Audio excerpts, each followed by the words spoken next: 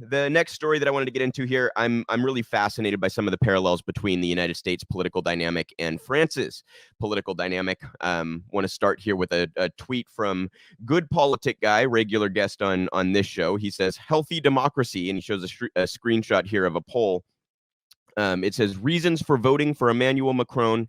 The winner by 91% to 9 is to block Le Pen from winning, not because he would make a good president. And that just, again, guys, like that's like the United States, right? We all remember all the jokes, Hillary and Trump, Biden and Trump. It's the lesser evilism. For those who've seen that South Park episode where they were going to get a new mascot, at the school, and they made the mistake of letting the kids pick the mascot, so it came down to two: giant douche and turd sandwich, right? So they had a debate between giant douche and turd sandwich, who's going to win to become our new school mascot. That was, the running joke in 2016, is that South Park basically came up with the 2016 election, and it was true in 2022. 2020 as well. Nobody really truly supported the person that they were voting for. Most of what they were voting for was an anti-vote against the other opponent. It's the lesser evil dynamic. And I think it somewhat speaks to the short-term nature of elections, and I think this is an impossible problem to solve, because there are problems on longer terms and problems on shorter terms, right? If you do longer terms and you get someone that's bad in there, or someone becomes corrupted early on, then you're stuck with them for a longer period of time. That's not great. But when you do these shorter terms, then as soon as you're elected, you're kind of forced to just think about, how am I going to win again? And I think that allows parties to exploit that kind of lesser evil mentality and basically say, no, but it's the end of the world if this other person gets in. It's the end of the world, right? And we just keep thinking in those short-term ways. So we don't think, like, how do we set ourselves up best for the next election cycle? Maybe it would be to put pressure on the Democrats from the outside. Maybe that would actually, do some good if they got absolutely railroaded one of these election cycles, and it was very obvious that it was because they had betrayed young voters in the left. Maybe that would do some good, but we buy into that dichotomy again, the false dichotomy and the lesser evil mentality, and we never actually do it. So then we remain in this sort of, it's like it maintains itself. It's a dynamic that's self-maintaining, right?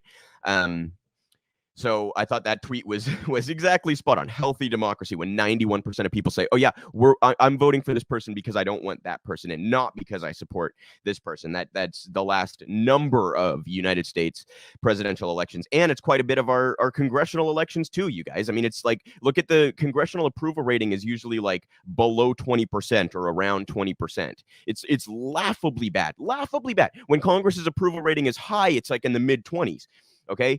But yet, what's the reelection rate in Congress? It's like 90-something%, if I have that right. Maybe it's 88% or something. If someone wants to look that up and put it in the comment section, but it's something like 90%, right? So how do those two things square with each other? It's because we buy into the lesser evil nonsense. So we can't stand Congress. A lot of us can't stand our own representative, but we're so terrified of the other guy that we're willing to fall in line every 2 years, or in the Senate situation every 6 years, and vote for something that we may be tepid on or not like, because we're so terrified of the alternative.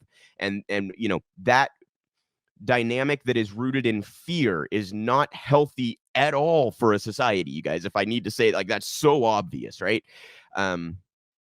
So I'm going to humiliate myself here and try to read you guys an article about this. You can all laugh along with me as I try to pronounce French names and things like that. For those who are not regular viewers, I am absolutely terrible at pronouncing things, so we can have some fun here. This is in Newsweek. French protests follow student opposition to Le Pen and Macron runoff. It's by Brendan Cole. Demonstrations will take place across France on Saturday on the heels of university protests, which saw anger vented at the presidential election choice of incumbent Emmanuel Macron and far-right candidate Marine Le Pen. Police have warned there might be incidents of demonstrations against the far right, which are planned in about 30 cities across the country. Anti-Macron protests will also gather in the French capital. At time of writing, some have already begun. The actions follow a week of protests expressing unhappiness at the results of the first round of the elections on April 10th, in which no left-wing candidate made the runoff. Le Pen, who heads the national rally, got 23.1% of the votes, close behind Macron's 27.85%, Reuters reported. But on Wednesday, students who do not like either candidate started to occupy the campus of Paris's Sorbonne University, which has been the scene of many French students' revolts over the years, including the May 1968 uprising. The students ended their occupation of the campus after 30 hours before police stormed the building, but not before law enforcement fired tear gas outside. There were also protests at the University of Paris 8 and the École Normale Supérieure in the capital, as well as the Nancy campus of Political Sciences Institute Sciences Po, where protesters blocked the main entrance with garbage cans. The Associated Press reported that the protesters included many who voted for far-left candidate Jean-Luc Melenchon, who finished 1 percentage point behind Le Pen in the first-round presidential vote last Sunday, but did not make the runoff. Melenchon's voters will be crucial in the second round to Macron, who earlier this week was only narrowly ahead of Le Pen in the polls. Voters on the left see Le Pen, who heads the National Rally Party, as a threat with her promises to cut immigration. Macron has faced criticism that he has drifted too far to the right. I just want to pause here, you guys, because there seems to be a lot of, I'm no expert on French politics, so please, grain of salt, but there seems to be a lot of parallels here in the sense that Le Pen is very much sort of a Trump-type candidate, and Macron is very much sort of a partisan establishment Democrat type candidate. Le Pen is sort of this populist right winger who is very anti-immigration and opposed to free trade. She's sort of a protectionist populist type, just like Trump. And Macron is one of these, I'm going to talk like I'm progressive, but I'm going to act like I'm a corporatist centrist, just like the Democratic Party, right? So it's a very interesting dynamic that seems to have presented itself both in France and the United States, and to some degree in the UK, where we had Jeremy Corbyn was kind of their Bernie Sanders, right? And you had, I mean, Boris Johnson isn't like Trump, but he's pretty fucking awful, isn't he?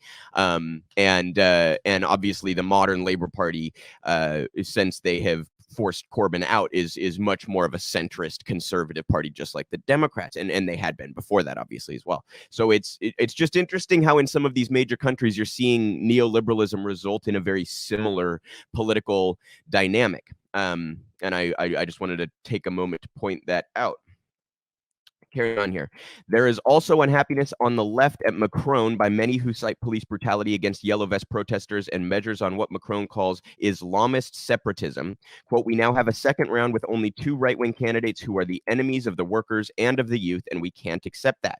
Sciences Post student Gabriel Vernes told the AP. Meanwhile, Agnès Jacquemart, a philosophy student at the Sorbonne, told Reuters, neither Macron nor Le Pen.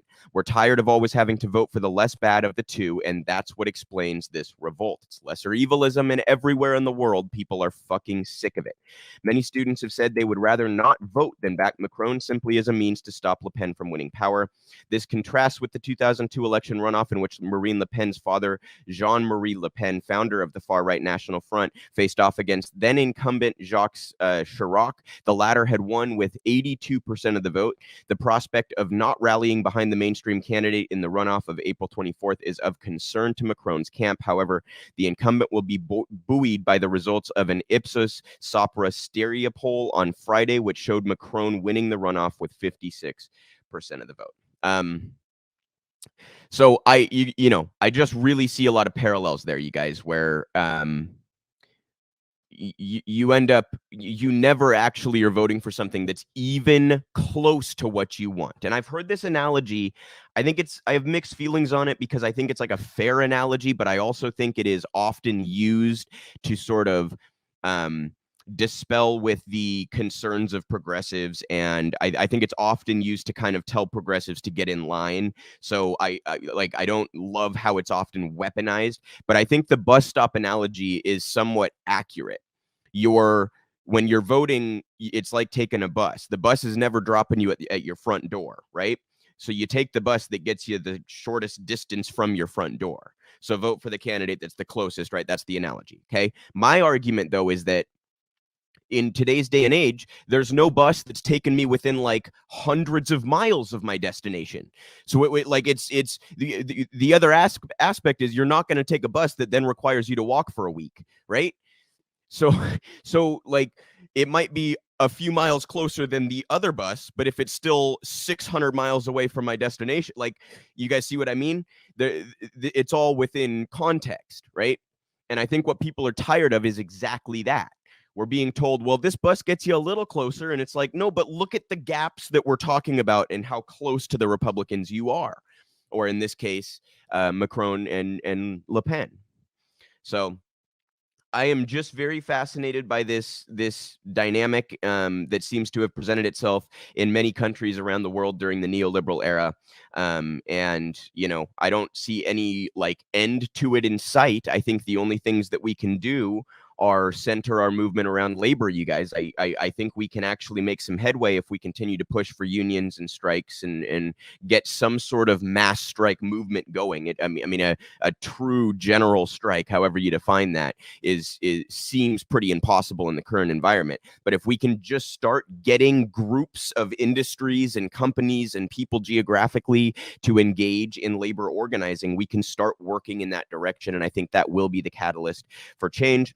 I also think protests like the French have showed us with the yellow vest movements, I think that can be very valuable, direct actions, all that kind of stuff, right? But I don't see a political end in sight here. Like, I don't see in 2024, I don't see a progressive winning the United States presidency.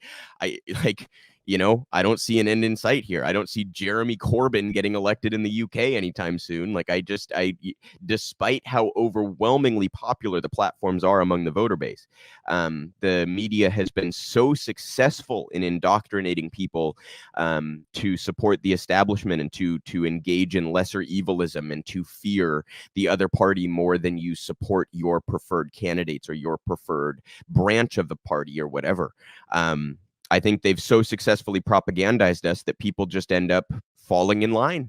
And I don't necessarily see an end to that politically, unless we see some major movements on the more direct side. And I am encouraged by what I've seen there. So interesting parallels there between France and the United States, and we'll follow that election as it proceeds.